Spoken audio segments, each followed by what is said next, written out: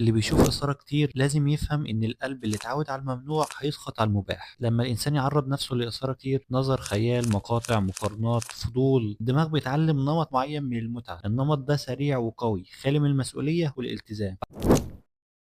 بعد فترة بيحصل خلل، الحلال ما بقاش محفز بنفس القوة، مش لأنه قليل بل لأن الجهاز العصبي اتعود على جرعة أعلى بدون حياء وبدون خطوط حمراء. زي واحد كان بياخد مخدر، لما تديه مسكن طبيعي يحس إنه ولا حاجة، مش لأن المسكن ضعيف بل لأن جسمه فقد الحساسية. وهنا بتحصل المشكلة الحقيقية، الإنسان يدخل علاقة حلال ومستني مستوى إحساس وتدفق دوبامين عالي، فيتفاجئ بمشاعر إنسانية حقيقية ومواد هادية ومعاها تعب ومسؤولية، يحس بخيبة الأمل. المشكلة إن القلب وقتها بيبقى اتعود على مستوى إثارة عالي وما بيعرفش يكتفي او يصبر، وده بيخلي صاحب القلب ده يا اما يعيش مطارد في حياته وغير راضي، يا اما يرجع يدور على الحرام تاني. ربنا سبحانه وتعالى بيقول في سورة مريم: فخلف من بعدهم خلف عملوا ايه؟ اتبعوا الشهوات فسوف يلقون غيا. خدت بالك؟ اتبعوا الشهوات، يعني الشهوات هي اللي سايقاهم ومسيطرة عليهم، مش هم اللي مسيطرين عليها. وعشان كده الشرع كان صارم في الباب ده: ولا تقربوا الزنا، مش بس الفعل بل كل طريق يهيج القلب او يستنزفه حتى لو استنزاف بسيط.